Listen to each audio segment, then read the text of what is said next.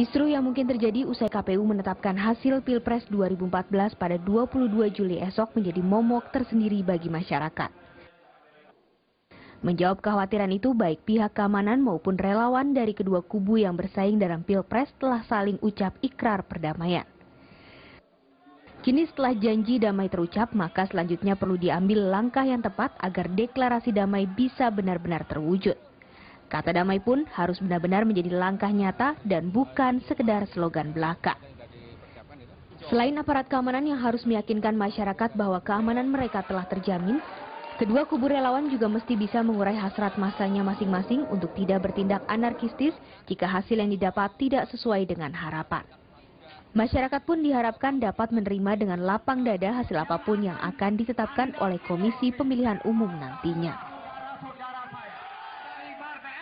Ya, pemirsa, setelah janji damai terucap, langkah nyata harus diambil agar kata damai bisa benar-benar terwujud hingga tidak ada atau tidak hanya menjadi sekedar slogan belaka. Dan untuk membahasnya telah hadir di studio kami Kadif Humas Polri, Bapak Irjen Pol Roni F. Sompi, dan juga relawan Jokowi JK, Victor Sirait. Dan kami nanti tetap akan mencoba menghubungi relawan dari Prabowo Hatta melalui sambungan telepon nanti. Tapi saya ke relawan Jokowi dulu, ada Pak Victor di sini. Pak Victor, sebenarnya apa sih yang sudah dilakukan dari kubu relawan Jokowi JK ini untuk menahan atau mencegah terjadinya konsentrasi massa pada saat pengumuman oleh KPU? Ya, sebelum ke sana kita dari Barat JP, organisasi relawan ini didirikan di Bandung tahun kemarin oleh teman-teman aktivis. Ide dasarnya, gagasan dasarnya sebenarnya perubahan. Nah, perubahan agar bangsa ini lebih baik, perubahan bangsa ini lebih maju, lebih bersih dari korupsi. Nah, artinya kita akan sepakat dengan teman-teman, tidak ada musuh. Musuh kita sebenarnya adalah kemiskinan, ketidakadilan, dan lain-lain. Nah, kita berharap sebenarnya kita sepakat di ide itu dengan teman-teman Prabowo. Yang pertama kan, kita tidak ada musuh. Karena gagasan berdirinya organisasi itu di situ. Dalam perjalanannya kita ketemu, kita mencari Pak Jokowi, dan hanya percaya kita bahwa Pak Jokowi yang bisa memimpin perubahan bangsa ini. Nah, terkait dengan besok ya, terkait dengan besok, kita di media atau di beberapa pertemuan, Pak Jokowi sudah menyampaikan sebenarnya beberapa hal, dan kami sangat mematuhi itu. Yang pertama yang disampaikan, tinggalkan identitas ketika kampanye. Tinggalkan atribut seperti baju kotak-kotak, salam dua jari, dan lain-lain yang tidak bisa saya sebutkan satu persatu. Artinya masa itu sudah selesai. Ya, sekarang kan ini kita tinggal menunggu hasil dari KPU. Nah, itu sudah tugas KPU. Jadi bagaimana caranya untuk teman-teman, misal teman-teman dari Pak Victor ini agar besok tidak turun kemudian ke jalan? Karena kan banyak mungkin antusias masyarakat yang ataupun relawan yang ingin berada di sana gitu ketika KPU mengumumkan siapa pemenang dari Pilpres 2014. Nah, relawan ini kan sebenarnya datang sendiri, bergerak sendiri atas kepercayaannya dan keyakinannya terhadap Jokowi. Dan kami yakin semua relawan akan mendengar perintah Jokowi ketika diarahkan untuk tidak turun. Karena dasar pikirnya, semua relawan ini hadir karena sosok Jokowi ini bisa dipercaya. Baik, saya ke Pak Roni. Pak Roni, kemarin kan TNI dan juga Polri sudah bersama-sama deklarasi damai dengan kedua relawan seperti itu, bahwa tidak mencegah adanya konsentrasi massa. Tetapi sebenarnya persiapan dari Polri sendiri seperti apa, Pak, terkait dengan pengamanan pengumuman besok? Sejak awal Pilpres ini dilaksanakan, tahapan kampanye kita sudah lalui dengan kesiapan Polri. 2.548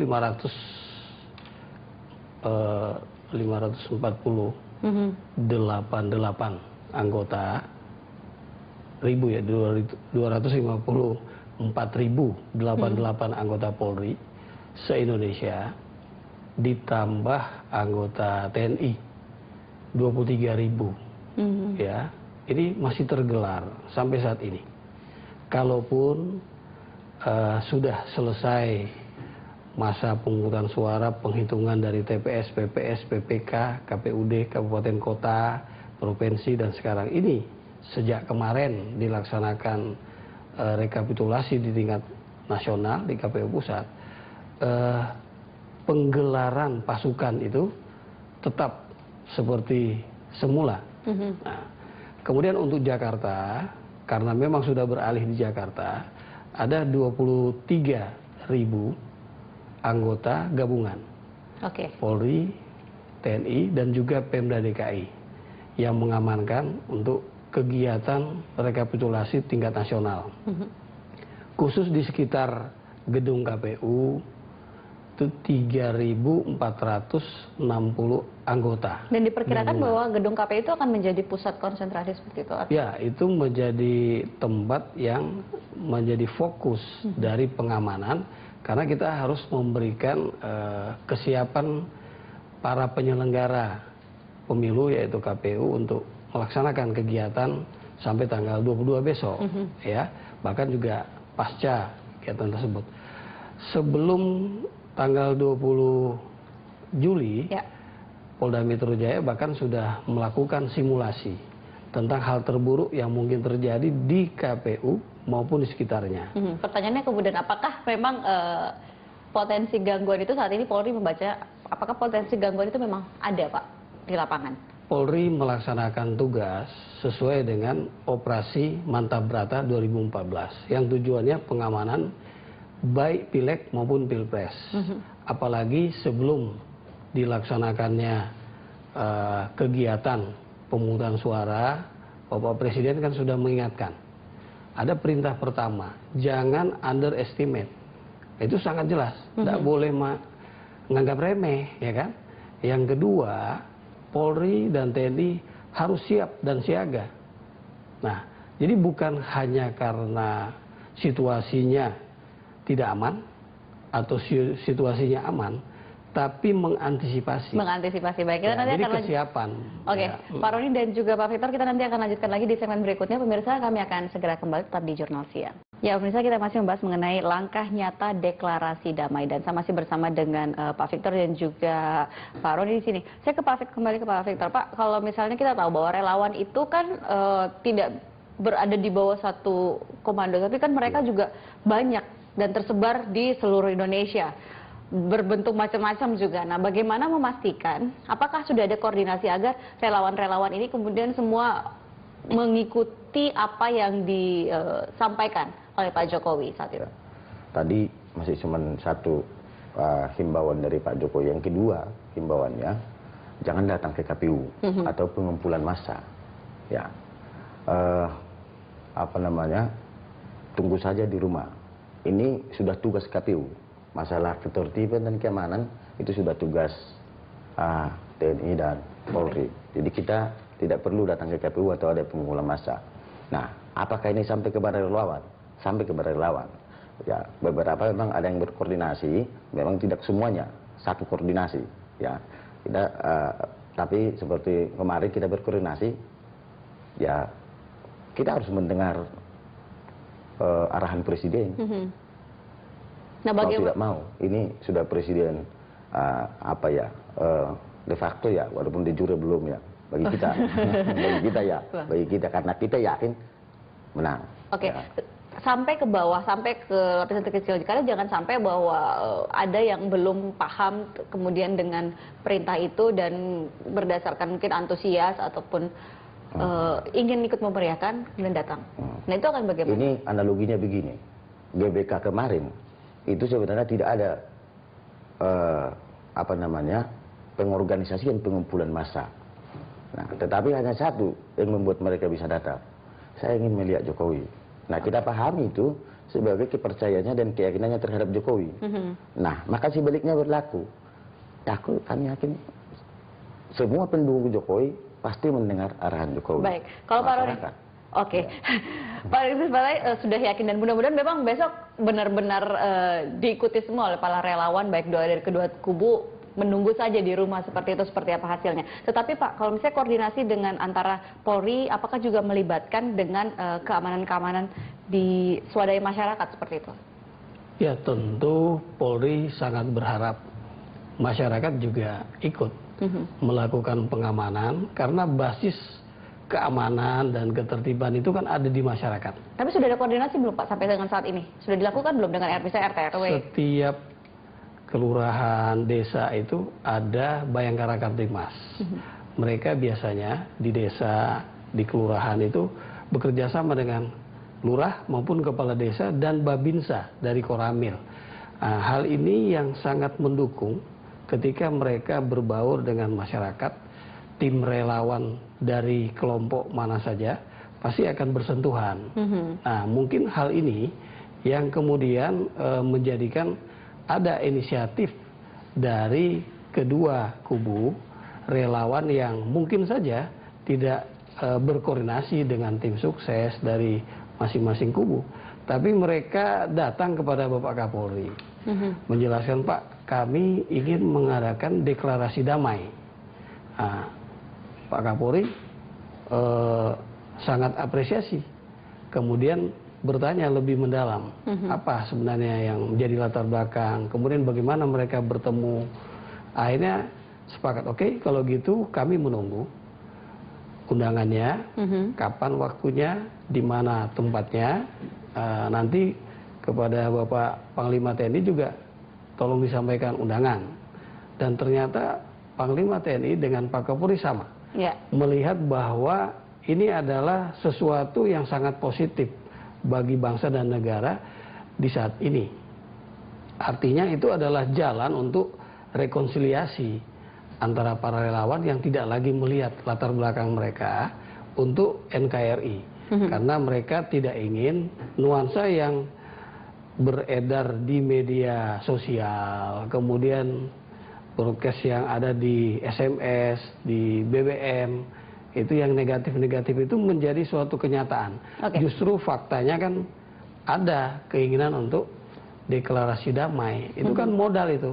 Tapi kan deklarasi damai bagaimana caranya agar tidak sekedar hanya menjadi deklarasi seperti itu, tapi juga benar-benar bisa kedua kubu mematuhi dan besok itu bisa berjalan lancar, aman, kejadian-kejadian yang ditakutkan itu tidak terjadi. Ya, makanya Berita Satu kan sekarang sedang melakukan diseminasi, ini kan.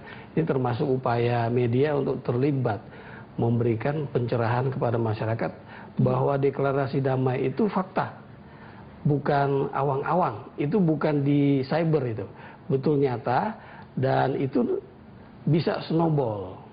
Karena mereka melihat di nasional. Ini kan modal yang sangat baik ini. Bahwa kalau di nasional, di Jakarta juga tentunya semua bisa damai, di sebuah daerah juga tentunya bisa damai, dan seperti itu. Kedua kandidat, pasangan kandidat kan sudah memberikan arahan yang sangat jelas. Tidak boleh turun, tidak perlu turun, dan semua sepakat dengan KPU tidak perlu ada orang yang banyak di kantor KPU mulai tanggal 20 sampai besok. Baik, kita nanti masih akan lanjutkan lagi perbincangan kita di segmen berikutnya. Pemirsa, kami akan segera kembali. Ya, Anda kembali bersama kami dan kita masih membahas mengenai langkahnya deklarasi damai. Nah, ini bagaimana Pak Victor dan juga Pak Roni? Kalau misalnya, ini kita berandai-andai ya, berandai kemungkinan terburuk terjadi bahwa besok ternyata masih ada relawan baik dari kedua kubu yang memutuskan tetap turun ke jalan, tetap datang ke misalnya ke gedung KPU, seperti apa yang akan dilakukan? Mungkin saya ke Pak Victor dulu. Iya, memang kembali ke yang pertama tadi, kita percaya itu relawan-relawan akan mendengar pesan Pak Jokowi. Kalau misalnya ada yang tidak dengar, kemudian imbauan lah, katakan tadi elit politik ini jujurlah, jangan misalnya apa yang disampaikan jangan katakanlah di belakangnya ada komunikasi dengan yang lain sehingga ada turun ya. Kalaupun ada turun, pandangan kita sebenarnya mungkin beda dengan antisipasi Polri ya. Kita sebenarnya menganggap situasi ini baik-baik saja sebenarnya. Turun mungkin hanya untuk memeriahkan ataupun untuk mendukung. Artinya kita juga berpikir kita hanya mendengar arahan aja sebenarnya. Pikiran kita sebenarnya ini adalah pesta demokrasi dan seperti kata Pak Jokowi penuh kegembiraan.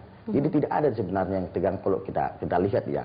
Memang ada informasi-informasi yang kadang-kadang membuat tapi kita lihat itu orang-orang yang tidak bertanggung jawab dan tidak jelas identitasnya. Itu urusan Pak Polisi lah nanti, yang tidak jelas identitasnya. Ada informasi, banyak ini Pak, tapi tidak jelas identitasnya. Itu bukan itu bukan urusan kita lagi Pak. Urusan kita kan ketika datang melapor Pak Polisi jaga kami, urusan kita kan begitu. Nah, tapi kalaupun ada besok saya kira tidak akan ada apa-apa. Tapi harapan kita jangan turun seperti arahan Pak Jokowi dan kita yakin akan didengar oleh relawan. Nah, Pak Roni. Ya. Masyarakat Indonesia itu masyarakat yang paternalistik. Mereka manut ya kepada keteladanan elit ya, pimpinan. Nah, kalau kedua kandidat sudah bicara seperti itu ya, bahwa tidak perlu turun, itu pasti didengar. Tapi kalau skenario untuk yang disiapkan sama oleh Polri sudah ada? Kita sudah melakukan simulasi ya. Simulasi itu kan juga berdasarkan skenario terjelek. Sampai kontingensi kita siapkan. Oleh karena itu penyekatan massa, kalau misalnya akan datang massa dari luar Jakarta ini ya, ada 7 titik di pintu gerbang masuk arah Jawa Barat ke Jakarta itu kita sekat oleh Polda Jawa Barat dibantu Kodam Jawa Barat ya. Demikian juga dari Banten. Banten itu ada 3 titik ya, pintu masuk itu tentu jalur utamanya ya. Di situ kita lakukan penyekatan.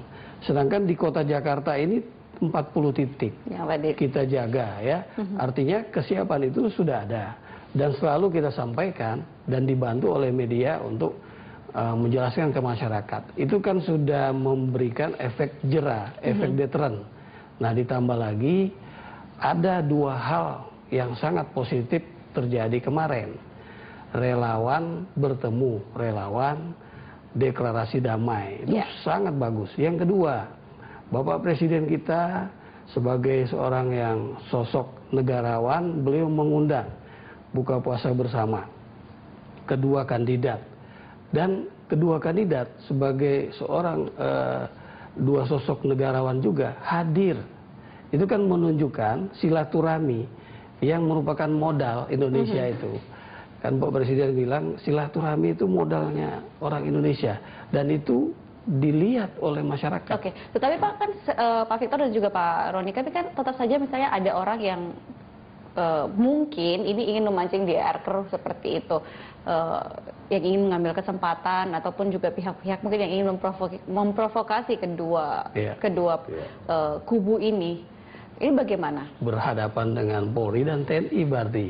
Tadi Bapak Kapolri, dari kemarin tuh Pak Kapolri, Panglima TNI menyampaikan kalau masih ada orang-orang kelompok-kelompok tertentu yang di luar kontrol, nah ini petugas keamanan lah yang akan berhadapan. Tapi kita jangan lupa bahwa kita itu kan berada sampai di desa.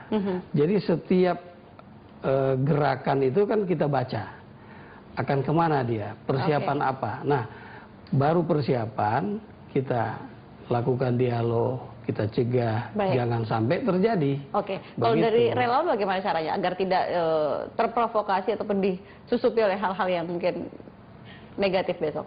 Ya, karena kita tidak ada rencana sebenarnya untuk turun ke lapangan, ya kita tidak mempersiapkan itu, saya kira. Yang perlu yang kita sampaikan kepada relawan semua, besok tidak perlu turun. Besok tidak perlu. Tidak perlu turun. Tetap patuh. Tetap patuh. Itu yang kita sampaikan kepada seluruh relawan. Oke. Karena kita patuh kepada Jokowi. Baik, kita nanti akan lanjutkan kembali. Masih ada 1 segmen lagi. Terima kasih pemirsa. Kami akan segera kembali saat lagi. Anda kembali bersama kami dan saya masih bersama dengan relawan Jokowi JK, Pak Victor Sirait, dan juga ada Kadif Humas Mabes Polri, Irjen Pol Roni F. Sompi. Dan kita juga sampai dengan memasuki segmen terakhir ini masih berusaha untuk menghubungi relawan dari Prabowo Hatta, tapi tampaknya belum berhasil untuk menghubungi salah satu relawan Prabowo Hatta.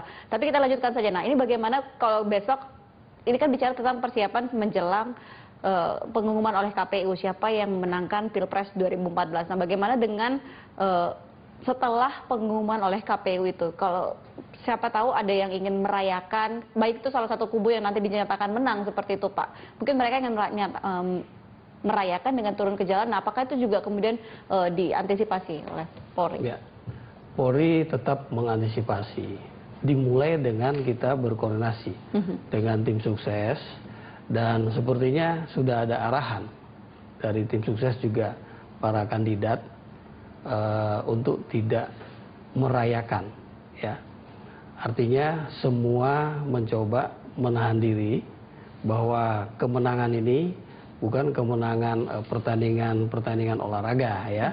Ini kemenangan untuk 5 tahun ke depan melaksanakan amanah dari rakyat, seluruh rakyat Indonesia. Sehingga dalam bulan puasa ini juga saya kira sangat baik kalau berdoa, justru berdoa. Bagaimana kita menyatukan pikiran kita bahwa kita perlu memohon hikmat dari Yang Maha Kuasa untuk penyelenggara pemilu, KPU, Bawaslu, DKPP, sampai nanti katakanlah kalau sampai di MK juga para hakim di MK, para tim sukses, para kandidat, para relawan, para aparat petugas keamanan, Polri, Pemda, juga TNI. Kita diberikan hikmat. Dengan kita memiliki hikmat, maka kita bisa berpikir dengan baik, bersikap teladan, bertindak yang betul-betul prosedur. Ya. Baik. Kalau dari relawan? Ya, memang ini agak sedikit sulit sebenarnya. Kenapa? Setelah kita mungkin kerja sebulan, 2 bulan untuk mendukung pasangan tertentu, berbeda pendapat dengan teman-teman dan menang, memang perlu sedikit kita melampiaskan kemenangan kita tanpa mengganggu yang lain sebenarnya.